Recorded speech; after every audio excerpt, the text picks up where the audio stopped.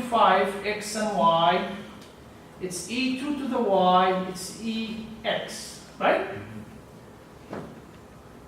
And I'm reminding you, like Mahu pointed out in the very beginning of the lecture, is that this is the initial, right, thing. So you flow first 2.5 along this vector, flow with 2 units along y, 1 unit along x, and you're done. Obviously, I can do these guys, and the issue is that guy, right? But we know that e to the square root 2.5x square root 2.5y negative square root 2.5x negative square root 2.5y will give you what? I'll give you 2.5x and y plus higher order terms. The higher order term is not even 3 vector fields. The very next one vanishes. So they are really higher. Order t square, order this guy square.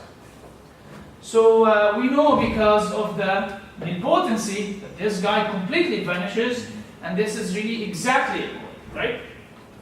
So now my s is e to the 2.5x, 2.5y, negative 2.5x. And look at this, I have this guy and this guy right next to each other. There's y and the same y. So I will lump them together, 2 minus 2.5 y and ex. And this tells you how to steer. Why? Because here is my inputs now. This is u1, u2. It's piecewise constant. This steering algorithm will give you a piecewise constant way, in contrast to what we had before using sinusoids, if you want to do it using sinusoids. So u1 is for flow along x, u2 is for flow along y, right? And you're free to interpret this as time or as a coefficient of x, okay, the value for u. So I'll have values for u as unity, and I'll interpret these guys as times, okay? So this is 1 here and 0 over there for t between 0 and square root 2.5, right? And then it's the other way around for t between square root 2.5, 1 and 2. 1 and 2, right? Right? Yeah. And then it's negative x, so this is negative 1 and 0. T between 2 and 3, right? And then we have y, 1, and here is 0, t between 3 square root 2.5, and this is, what is the total time so far? 1, 2, 3, so this is 2 plus 2 square root 2.5. Okay? And then the final thing is 1 and 0, t from 2 plus 2 square root 2.5 up to t total. The final expression. What is the t total here? Let's count that. We have 1 square root here, 2 square root here, 3 square root here, so this is 3 already, right? Just need to add 3 to the, like it will be 3 plus 2 square root 2.5, right? We just add 1 second at the final. That's exactly right.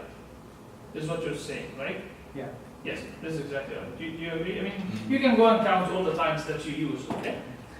The point is that I want this to be in 1 second, right? I want this to be in 1 second. So in order to do that, I will divide all the times by this t total. And to reach the same point, I will I will accelerate the inputs, I will apply t total inputs, okay? This is different. And this will give you the steering. Actually, here is the result of this steering.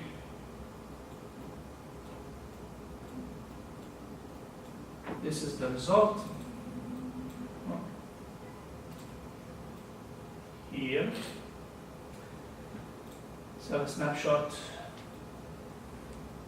So in the homework, I asked you to do a similar problem this way and the steering using sinusoid way and compare control energy or something. So we have x1 reaches 1, 2, 3. Okay? Any question about that? It's a bit hard, but it's much better than last year was a mess. It's a hard algorithm, but I think it's not that hard. Like it just uses a different word, and it's really smart. It's really smart to go and use a whole different word to exploit the ease over there. The ease come from where? From this algebraic manipulation. If you live here, it's super easy, right? And Campbell-Baker-Hausdorff formula and nilpotency. So this will the core of the algorithm. Okay, I'll add this problem to the homework, which is due Monday. Okay, just to finish this thing. Thank you.